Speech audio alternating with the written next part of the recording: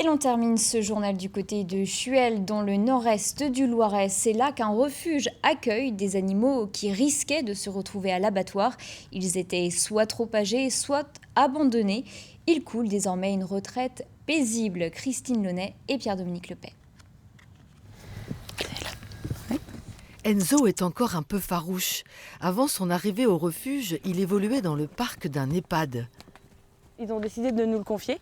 Il faut savoir qu'Enzo a 30 ans. L'espérance de vie d'un cheval, c'est 35 ans.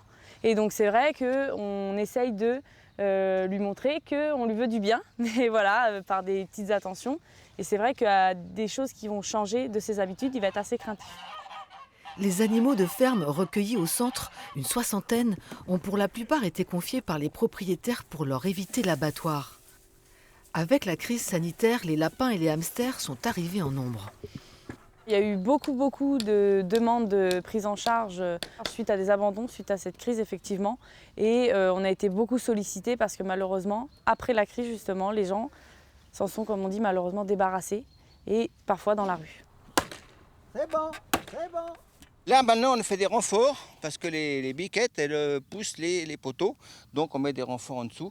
Vous voyez comme on a mis déjà là-bas, on a mis aussi un peu partout, comme ça c'est renforcé, c'est solide. Des bénévoles bricoleurs sont venus prêter main forte, un soutien précieux pour le refuge entièrement autofinancé.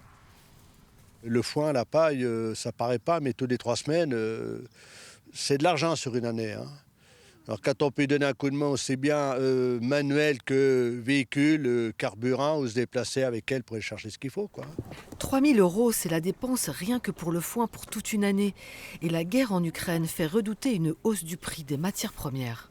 Nous, on travaille beaucoup donc, avec tout ce qui est blé, maïs, avec le foin, la paille, c'est notre matière pour travailler ici, pour nourrir les animaux.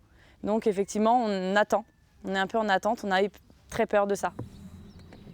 Le refuge est en recherche active de dons et de partenaires pour offrir une belle fin de vie à tous ses pensionnaires.